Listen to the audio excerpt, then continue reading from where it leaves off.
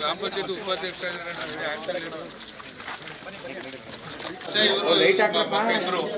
ಅಜ್ಜಿ ಕರ್ಕೊಂಡ್ಬಂದಿಲ್ಲಿ ಯಾರು ಲೈಟ್ ಇಲ್ಲ ಅಜ್ಜಿ ಕೂಗ್ರಿ ಅಜ್ಜಿಯ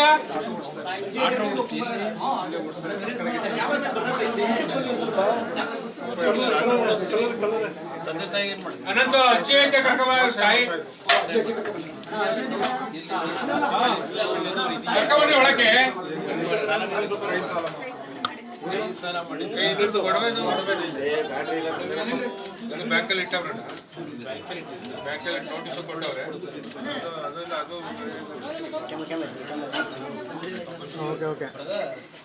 ತಹಸೀಲ್ದಾರ್ರೆ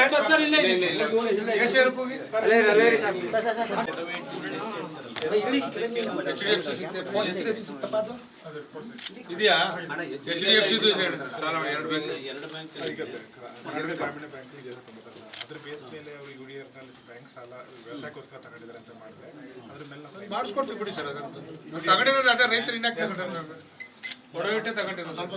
ಅಜ್ಜಿ ಕೂಗ್ರಿ ತಂದೆ ತಗೊಂಡಿದ್ದಾರೆ ಸಾಲ ಇಲ್ಲ ಮಗ ಎಲ್ಲಿ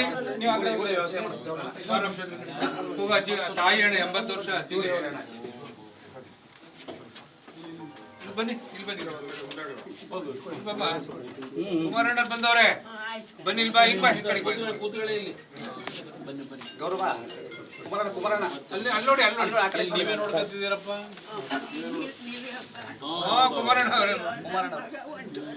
ಆಯ್ತು ಅಳದ್ ಬೇಡ ಇಲ್ಲಿ ಏನು ಗ್ರಾಚಾರ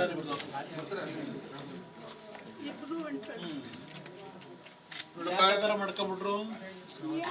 ಎಷ್ಟಿತ್ತು ಸಾಲ? 12 ಲಕ್ಷ ಅಣ್ಣ ಟೊಮೊಟೊ ಬೆಳೆ ಮಾಡ್ತಿದ್ರು ನಮ್ಮ ಹಳ್ಳಿಲಿ. ಟೊಮೊಟೊ ಬೆಳೆ ಏನಾಯ್ತು, ಏನು ರೇಟ್ ಸಿಗ್ತದೆ ನಾ ಕಾಸು ಐತೆ ಅಂತ ಒಂದು ಬೆಳೆ ಮುಂದೆ ಬೆಳೆ ಮಾಡ್ಕೋದ್ರು ಅಣ್ಣ. ಪೂರ್ಣ ಲಾಸ್ ಆಗ್ಬಿಟ್ರು ಕಾರಣ. ಒಂದು 12 ಲಕ್ಷ 4 ನಮ್ಮಂಗೆ ಹೇಳಿದ್ರು ಅಣ್ಣ, ಹಿಂಗೆ ಆಗೋದ್ರು ಅಣ್ಣ, ಹೆಂಗಣ ತಿರ್ಸ್ತೀವಿ ಸಾಲವನ್ನ ಅಂತ ಕೊಡ್ತಿದ್ರು. ಏನೋ ದೇವ್ರನ್ನ ಸುಮ್ಮರಪ್ಪ ತಲೆ ಕೆಡಿಸ್ಕೊಬೇಡ, ಮತ್ತೊಂದು ಬೆಳೆ ಆಯ್ತದೆ ಅಂತ ನಾವು ಸಮಾಧಾನ ಹೇಳ್ತಿದ್ವು ಅಣ್ಣ. ಆದ್ರೂ ಅವ್ರ ಕೈ ತಡಿಕಾಗದೆ ಹೋಗ್ಬಿಟ್ಟು ಅಣ್ಣ. ತಡಿಕಾಗದೆ ಈ ಸಾಲ ತೀರ್ಸೋಕ್ಕಾಗದೆ ಹಿಂಗೆ ಕುಗ್ಬಿಟ್ರು. ಕುಗ್ಗೋಗಿ ನೆನ್ನೆ ಈ ರೀತಿ ಆತ್ಮಹತ್ಯೆ ನೋಡಿದ್ರಣ್ಣ. ನೋಡ್ದು ತೋರಿಸ್ ನೋಡಿದ್ರೆ ಈ ಥರ ಮಾಡಿದ್ರು. ನೋಡಪ್ಪ ಇಲ್ಲ ಅಜ್ಜಿರು ಚೆನ್ನಾಗಿ ನೋಡ್ಕೋಬೇಕು ಅನ್ನೋದು ಅಣ್ಣರ ಆಸೆ. ಅವ್ರನ್ನ ನೋಡ್ಕೋಬೇಕು, ಚೆನ್ನಾಗಿ ಬದುಕಿರೋರಿಗೆ. ನಿಮ್ಮ ಜವಾಬ್ದಾರಿ ನೋಡವ, ನಿಮ್ಮ ಜವಾಬ್ದಾರಿ. ನೀವೇನು ಓದ್ತಿದ್ದೀರಪ್ಪ? ಎಷ್ಟನೇ ಕ್ಲಾಸು? ಸೆಕೆಂಡ್. ಎಲ್ಲಿ ಓದ್ತಾ ಇದ್ದೀರಿ? ಕಾನ್ವೆಂಟಾ?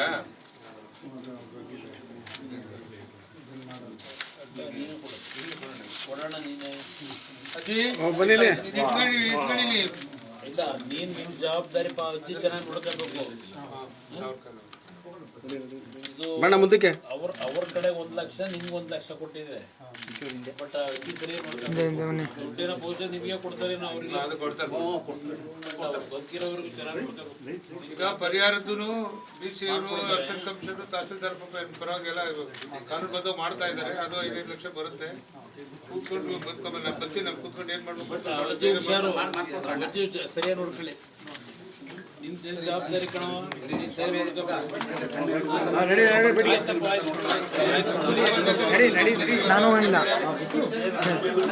ಅದಕ್ಕಿಂತ ಮುಂಚೆ ಎಲ್ಲ ನಮ್ಮ ಮಾಧ್ಯಮದ ಮಿತ್ರರಿಗೆ ಭಾಳ ಸುದೀರ್ಘವಾಗಿ ಮಾತಾಡಿದ್ದೀನಿ. ಅದು ಕಾವೇರಿ ನೀರಿಗೆ ಸಂಬಂಧಪಟ್ಟಂಥ ವಿಷಯ, ಜೊತೆಗೆ ಈಗ ಹೊಸದಾಗಿ DPR ಕೊಟ್ಟಿದ್ರು ಅದನ್ನು ಮತ್ತೆ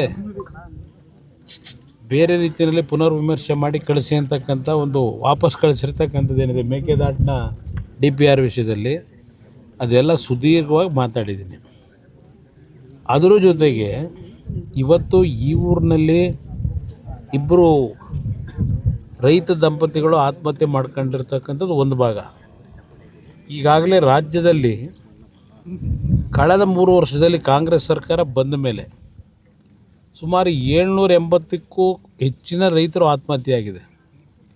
ಈ ವರ್ಷ ಕಳೆದ 5-6 ತಿಂಗಳಿನಲ್ಲಿ ಬಹುಶಃ 100 ಆತ್ಮಹತ್ಯೆಗಳು ಪ್ರಾರಂಭ ಆಗಿದೆ.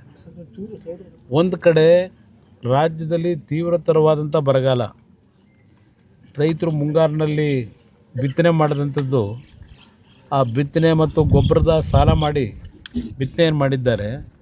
ಹಲವಾರು ಕಡೆ ಇವತ್ತು ಸಂಪೂರ್ಣ ನಾಶ ಆಗಿದೆ. ಎಲ್ಲೂ ಸಹ ರಾಜ್ಯದಲ್ಲಿ ರೈತರು ಇವತ್ತು ನೆಮ್ಮದಿಯಿಂದ ಬದುಕಲಿಕ್ಕೆ ಸಾಧ್ಯ ಆಗ್ತಿಲ್ಲ. ನಾನು ರಾಜ್ಯ ಸರ್ಕಾರ ಕೇಳ್ತಕ್ಕಂಥದ್ದು, ನೀವು ಮುಖ್ಯಮಂತ್ರಿನೋ ಮಂತ್ರಿನೋ ಯಾರೋ ಹೋಗಿ ಒಂದು ಹೊಲದಲ್ಲಿ ನಿಂತ್ಕೊಂಡು ಬಂದು ಫೋಟೋ ತೆಗೆಸ್ಕೊಂಡು ನಾವೇನೋ ನೋಡ್ಕೊಂಬಂದುಬಿಟ್ಟಿದ್ದೀವಿ ಅಂತ ಬರೀ ಫೋರ್ಸ್ ಕೊಟ್ಟರೆ ಆಗಲ್ಲ. ಇವತ್ತು ಯಾವೊಂದು ರೈತರ ಆತ್ಮಹತ್ಯೆ ಪ್ರಕರಣಗಳು ಪ್ರಾರಂಭ ಆಗಿದೆ ಮತ್ತೆ ಪುನಃ, ಇದಕ್ಕೆ ಏನು ಕ್ರಮ ತೆಗೆದುಕೋಬೇಕು? ರೈತರಿಗೆ ಯಾವ ಆತ್ಮಸ್ಥೈರ್ಯ ತುಂಬಬೇಕು? ಬ್ಯಾಂಕ್ಗಳಲ್ಲಿ ಸಾಲ ಮಾಡಿರ್ತಾರೆ. ಈಗಾಗಲೇ ಬ್ಯಾಂಕ್ನ ವ್ಯವಸ್ಥಾಪಕರುಗಳು, ಆ ಮ್ಯಾನೇಜರ್ಗಳು ನೋಟಿಸ್ ಕೊಡಲಿಕ್ಕೆ ಶುರು ಮಾಡಿದ್ದಾರೆ. ಹಲವಾರು ರೀತಿ ರೈತರನ್ನ ಎದುರಿಸ್ತಾರೆ. ಇದರ ಹಿನ್ನೆಲೆಯಲ್ಲಿ ಸರ್ಕಾರದ ಜವಾಬ್ದಾರಿ ಏನು? ಸರ್ಕಾರದ ಜವಾಬ್ದಾರಿ ಇವತ್ತು ರೈತ ಬದುಕ್ತಕ್ಕಂಥದ್ದಕ್ಕೆ ಒಂದು ಆತ್ಮಸ್ಥೈರ್ಯ ತುಂಬಬೇಕಾದ್ರೆ, ಇವತ್ತು ಅತ್ಯಂತ ಸಂಕಷ್ಟದ ಪರಿಸ್ಥಿತಿಯಲ್ಲಿ ಇಡೀ ರಾಜ್ಯದಲ್ಲಿ ರೈತರು ಭಾಳ ಕಷ್ಟದಲ್ಲಿದ್ದಾರೆ.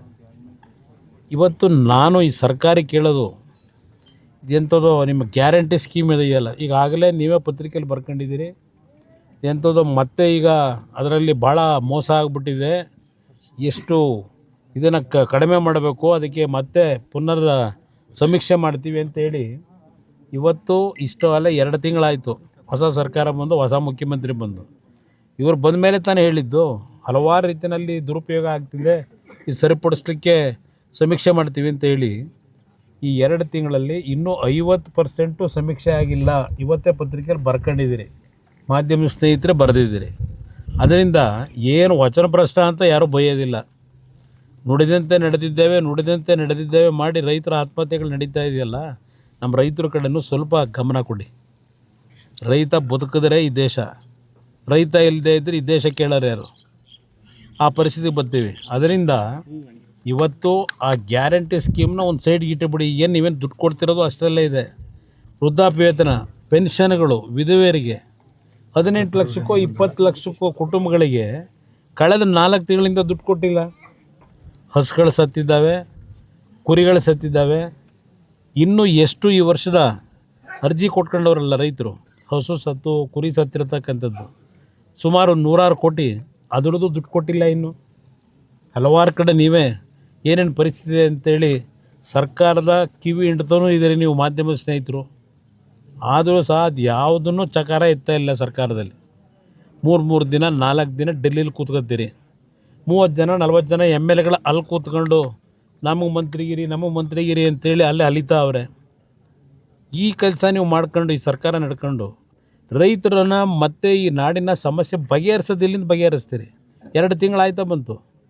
ಈ ಸರ್ಕಾರ ಟೇಕ್ ಆಫ್ ಆಗಿದೆ ಅಂತಲೇ ಯಾರಿಗೂ ಅನ್ನಿಸ್ತಾ ಇಲ್ಲ. ಇವತ್ತು ಈ ಪರಿಸ್ಥಿತಿ ತಂದಿಟ್ಟಿದ್ದೀರಿ. ಅದರಿಂದ ಇವತ್ತು ಈ ಸರ್ಕಾರದಲ್ಲಿ ರೈತನ ಕಷ್ಟಗಳೇನಿದೆ ಅದಕ್ಕೆ ಇವತ್ತು ಏನಾದರೂ ಒಂದು ಪರಿಹಾರಗಳನ್ನು ಸರ್ಕಾರ ತೀರ್ಮಾನ ಮಾಡಬೇಕು. ರೈತರು ಈ ಬೆಳೆ ಬೆಳೀಲಿಕ್ಕೆ ಬೆಳೆ ಸಾಲ ಏನು ತಗೊಂಡಿದ್ದಾರೆ, ಆ ಬೆಳೆ ಸಾಲದ ಸಂಪೂರ್ಣ ಮಾಹಿತಿಗಳನ್ನು ಪಡೆದು ತಕ್ಷಣ ಆ ಬೆಳೆ ಸಾಲಕ್ಕೆ ಏನಾದರೂ ಒಂದು ಪರ್ಯಾಯದಂಥ ವ್ಯವಸ್ಥೆಯನ್ನು ಸರ್ಕಾರ ಮಾಡಬೇಕು ಅಂತಕ್ಕಂಥ ಆಗ್ರಹ ಮಾಡ್ತೀನಿ. ಸರ್ವ ಪಕ್ಷಗಳ ಸಭೆ ಇವತ್ತಿನ ಮುಖ್ಯಮಂತ್ರಿಗಳು ವಿಶೇಷವಾಗಿ ಕರೆದಿರ್ತಕ್ಕಂಥದ್ದು ಏನಿಲ್ಲ. ರಾಜ್ಯದಲ್ಲಿ ಕಳೆದ 30-40 ವರ್ಷಗಳಲ್ಲಿ ತಮಿಳುನಾಡಿನ ಒತ್ತಡಗಳೇನಿದೆ, ಆ ಹಿನ್ನೆಲೆಯಲ್ಲಿ ಸುಪ್ರೀಂ ಕೋರ್ಟ್ನ ತೀರ್ಪುಗಳು, ಟ್ರಿಬ್ಯುನಲ್ ಕೊಟ್ಟಿರ್ತಕ್ಕಂಥ ತೀರ್ಪುಗಳ ಹಿನ್ನೆಲೆಯಲ್ಲಿ ಹಲವಾರು ಬಾರಿ ಈ ಒಂದು ಸಂಕಷ್ಟಗಳೇನು ಬಂದಿದೆ, ನಮ್ಮ ಜಲಾಶಯಗಳಲ್ಲಿ ನೀರಿಲ್ಲದೆ ಅಂಥ ಸಂದರ್ಭದಲ್ಲೂ ತಮಿಳುನಾಡು ನಮ್ಮಗಳ ಮೇಲೆ ಒತ್ತಡವನ್ನು ಏರ್ತಕ್ಕಂಥದ್ದು ಈ ಭಾರತದ ಒಕ್ಕೂಟದ ವ್ಯವಸ್ಥೆಯಲ್ಲಿ ನಾವೇನು ತಲೆಬಾಗ್ತಾ ಬಂದಿದ್ದೇವೆ. ಕರ್ನಾಟಕ ರಾಜ್ಯ ಇವತ್ತು ರಾಜ್ಯ ಸರ್ಕಾರ ಮಾಡಬೇಕಾಗಿರ್ತಕ್ಕಂಥ ಪ್ರಥಮ ಆದ್ಯತೆ ಯಾವೊಂದು ಕಾವೇರಿ ಮ್ಯಾನೇಜ್ಮೆಂಟ್ ಅಥಾರಿಟಿ ಅವರು, ರೆಗ್ಯುಲೇಟರಿ ಅಥಾರಿಟಿ ಇರ್ಬೋದು, ಮ್ಯಾನೇಜ್ಮೆಂಟ್ ಅಥಾರಿಟಿ ಇರ್ಬೋದು, ತೀರ್ಪನ್ನು ಈಗ ತೆಗೆದುಕೊಂಡು 3,500 ಕ್ಯೂಸೆಕ್ಸ್ ನೀರು ಬಿಡಿ ಅಂತಕ್ಕಂಥ ಆದೇಶ ಮಾಡಿದ್ದಾರೆ. ನನಗೆ ಅಲ್ಲಿ ಏನು ನೀವು ಮಂಡನೆ ಮಾಡಿದ್ದೀರೋ ನಮ್ಮ ರಾಜ್ಯ ಸರ್ಕಾರದ ವತಿಯಿಂದ ವಕೀಲರುಗಳು, ನಮ್ಮ ಅಧಿಕಾರಿಗಳು ಗೊತ್ತಿಲ್ಲ. ನನಗೆ ಸಭೆ ಕರೆದಿದ್ದಾರೆ, ಅವತ್ತು ಹೋಗ್ತೀನಿ. ಆದರೆ ಒಂದು ಸರ್ಕಾರಕ್ಕೆ ನಾನು ಹೇಳೋದು, ತಕ್ಷಣ ಹೇಳಬೇಕಾಗ್ತದೆ, ಕೇಂದ್ರದಲ್ಲಿರ್ತಕ್ಕಂಥ ಈ ಕಾವೇರಿ ವಾಟರ್ ಅಥಾರಿಟಿ ಇರ್ಬೋದು, ಮ್ಯಾನೇಜ್ಮೆಂಟ್ ಅಥಾರಿಟಿ, ರೆಗ್ಯುಲರ್ ಅಥಾರಿಟಿ ಇರ್ಬೋದು, ಅಲ್ಲಿರ್ತಕ್ಕಂಥ ಅಧಿಕಾರಿಗಳಿಗೆ ಹೇಳಬೇಕು, ನೀವು ದೆಹಲಿನಲ್ಲಿ ಕೂತ್ಕೊಂಡು ಎ ಸಿ ರೂಮಲ್ಲಿ ತೀರ್ಮಾನ ತೆಗೆದುಕೊಳ್ಳೋದಲ್ಲ. ಇವತ್ತು ಕರ್ನಾಟಕ ರಾಜ್ಯ ಇರ್ತಕ್ಕಂಥ ಜಲಾಶಯಗಳು, ಇಲ್ಲಿ ನಮ್ಮ ಜಲಾಶಯಗಳಲ್ಲಿರ್ತಕ್ಕಂಥ ನೀರಿನ ಪ್ರಮಾಣ, ತಮಿಳುನಾಡಿನಲ್ಲಿ ಇರ್ತಕ್ಕಂಥ ಮೆಟ್ಟೂರು ಮತ್ತು ಭವಾನಿ ಜಲಾಶಯ ಅಲ್ಲಿ ಎಷ್ಟು ಪ್ರಮಾಣದ ನೀರಿದೆ. ಇವತ್ತು ನಮ್ಮ ರಾಜ್ಯ ಸರ್ಕಾರ ಕಳೆದ 2-3 ತಿಂಗಳಿಂದನೇ ಮಂಡ್ಯ ಜಿಲ್ಲೆಯ ರೈತರಿಗೆ ನೀವು ಯಾರು ಬೆಳೆಗೆ ನೀರು ಕೊಡಲಿಕ್ಕಾಗೋದಿಲ್ಲ, ಯಾರು ಬೆಳೆನೇ ಹಾಕಬೇಡಿ ಅಂತ ಹೇಳ್ಬಿಟ್ರು. 3 ತಿಂಗಳಿಂದ ಯಾರು ಬೆಳೆಬೇರೆ ಅಂತ ಬೆಳಿಬೇಡಿ ಅಂತೇಳಿ ಸೂಚನೆ ಕೊಟ್ಬಿಟ್ರು ಅಧಿಕಾರಿಗಳು. ತಮಿಳ್ನಾಡಲ್ಲಿ ಏನಾಗಿದೆ, ಇಷ್ಟೊತ್ತಿಗೆ ನಮ್ಮ ರಾಜ್ಯ ಸರ್ಕಾರದಿಂದ ಯಾರನ್ನಾದರೂ ಕಳಿಸಿ ಅಲ್ಲಿ ಏನೇನಿದೆ ಪರಿಸ್ಥಿತಿ. ಇವತ್ತು ಅವ್ರು ನೀರು ಕೇಳ್ತಾ ಇರೋದು ತಮಿಳ್ನಾಡಿನಲ್ಲಿ ಕುಡಿಲಿಕ್ಕೆ ನೀರಿಲ್ಲ ಅಂತ ನೀರು ಕೇಳ್ತಾ ಇದ್ದಾರೋ, ಇಲ್ಲ ಅವರು ಲಕ್ಷಾಂತರ ಎಕರೆನಲ್ಲಿ ಬೆಳೆ ಬೆಳ್ಕೊಂಡವರಲ್ಲ ಅದಕ್ಕೆ ಬೆಳೆಗೆ ನೀರು ಕೇಳ್ತಾ ಇದ್ದಾರೋ, ಇದನ್ನೆಲ್ಲ ಇಷ್ಟೊತ್ತಿಗೆ ಮಾಹಿತಿಗಳನ್ನು ಸಂಗ್ರಹ ಮಾಡಿ ಅಲ್ಲಿ ಹೇಳಬೇಕಾಗಿತ್ತು ಅಥಾರಿಟಿ ಮುಂದೆ. ನಮ್ಮ ರಾಜ್ಯದಲ್ಲಿ ಕುಡಿಲಿಕ್ಕೆ ನೀರಿಲ್ಲ, ನೀವು ಅಲ್ಲಿಗೆ ನೀರು ಬಿಡಿ ಅಂತೀರಿ. ಅವರು ಕೃಷಿ ಬೆಳೀಲಿಕ್ಕೆ ನೀರು ಕೇಳ್ತಾ ಇದ್ದಾರೋ, ಬೆಳೆ ಬೆಳೀಲಿಕ್ಕೆ ಕುಡಿಯೋ ನೀರು ಕೇಳ್ತಾ ಇದ್ದಾರೋ ಅಂತಕ್ಕಂಥದ್ದನ್ನು ವಾದ ಮಾಡಬೇಕಲ್ಲ. ವಾಸ್ತವಾಂಶ ತೆಗೆದುಕೊಂಡು ಹೋಗಿ ಅದು ಏನೇನು ಮಾಡ್ಕೊಂಡವರೋ ಗೊತ್ತಿಲ್ಲ. ಇದು ಸರ್ಕಾರ ಮೊದಲನೇ ಆದ್ಯತೆ ಮೇರೆಗೆ ಅಲ್ಲಿ ಒತ್ತಡ ಇರಬೇಕು. ನೀವು ಬನ್ನಿ ಅಲ್ಲಿ 2 ಭಾಗದಲ್ಲಿ ನೋಡಿ ಏನು ಪರಿಸ್ಥಿತಿ ಇದೆ ಅದನ್ನು ನೋಡಿ ತೀರ್ಮಾನ ಮಾಡೋಣ. ಕುಡಿಯೋ ನೀರಿದ್ದರೆ ಹೌದು, ಮೊದಲನೇ ಆದ್ಯತೆ ಕುಡಿಯೋ ನೀರಿಗೆ ಕೊಡಬೇಕು. ಆ ನಿಟ್ಟಿನಲ್ಲಿ ನಾವು ತಲೆಬಾಗಲಿಕ್ಕೆ ಸಿದ್ಧ ಇದ್ದೇವೆ. ಆದರೆ ಅಲ್ಲಿ ಒಂದು ಕಡೆ ರೈತರು ಬೆಳೆ ಬೆಳ್ಕೊಂಡು ಅದನ್ನು ಇವತ್ತು ಲಕ್ಷಾಂತರ ಎಕರೆಯಲ್ಲಿ ಬೆಳ್ಕೊಂಡಿದ್ದಾರೆ, ಅದಕ್ಕೆ ಅವ್ರು ನೀರು ಕೇಳ್ತಾ ಇದ್ದಾರೆ, ಕುಡಿಯೋ ನೀರಿಗೆ ಕೇಳ್ತಾ ಇಲ್ಲ ಅವರು. ಇದರ ಮಾಹಿತಿಗಳನ್ನು ಇಡಬೇಕಾಗಿತ್ತು. ಅದು ಏನು ಮಾಡಿದ್ದಾರೆ ಗೊತ್ತಿಲ್ಲ. ನಾಡಿದ್ದು ಸಭೆಯಲ್ಲಿ ಚರ್ಚೆ ಮಾಡೋಣ. ಈಗ ಬರ್ತಿದ್ದಾರೆ, ನಾನು ಬರೋದು ಬೇಡ ಅಂತ ಹೇಳಲ್ಲ. ಇವರು ಆಹ್ವಾನ ಕೊಟ್ಟರು, ಅವ್ರು ಬರ್ತಾ ಇದ್ದಾರೆ. ಆದರೆ ಅವ್ರನ್ನ ಸಂಭ್ರಮ ಮಾಡಿ ವಿಜೃಂಭಣೆ ಮಾಡ್ಕೊಂಡು ಕರ್ಕೊಂಡು ಬರಬೇಕಾದ ಅವಶ್ಯಕತೆ ಇಲ್ಲ.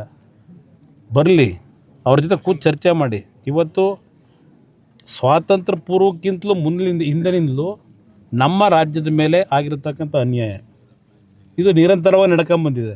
ನಮ್ಮ ರಾಜ್ಯದ ರೈತರು ಸಂಕಷ್ಟಕ್ಕೊಳಗಾಗಿದ್ದಾರೆ. ಇದಕ್ಕೆ ಪರಿಹಾರ ಕಂಡುಹಿಡಿತಕ್ಕಂಥ ನಿಟ್ಟಿನಲ್ಲಿ ಚರ್ಚೆ ಮಾಡೋಕ್ಕೆ ಬಂದರೆ ಸರಿ. ಅದು ಹೊರತುಪಡಿಸಿ ನೀರು ಕೊಡಿ ಅಂತ ಕೇಳಕ್ಕೆ ಬಂದಿದ್ದರೆ, ಈಗ ಹಿಂದೆ ನಡ್ಕೊಂಡಂಥ ಮುಖ್ಯಮಂತ್ರಿಗಳಿಗೂ ಇವ್ರಿಗೂ ವ್ಯತ್ಯಾಸ ಏನಿದೆ?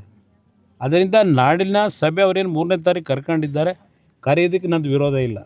ಆದರೆ ನಿಜವಾದಂಥ ವಾಸ್ತವಾಂಶವನ್ನು ಅವ್ರ ಮುಂದೆ ಇಟ್ಟು 2 ರಾಜ್ಯದವರು ಅಣ್ಣ ತಮ್ಮಂದ್ರ ಥರ ಬದುಕಬೇಕು ಅಂತಕ್ಕಂಥದ್ದಿದ್ದರೆ ನಿಮಗೂ ಸರಿಯಾದ ರೀತಿಯಲ್ಲಿ ನಮ್ಮ ರಾಜ್ಯದ ರೈತರಿಗೂ ಗೌರವ ಕೊಡ್ತಕ್ಕಂಥದ್ದು, ಅಣ್ಣ ತಮ್ಮಂದ್ರ ರೀತಿ ಬದುಕ್ತಕ್ಕಂಥದ್ದಕ್ಕೆ ಒಂದು ವೇದಿಕೆ ಸಿದ್ಧ ಮಾಡಿ ಅಂತ ಕೇಳೋದು ಒಳ್ಳೆಯದು.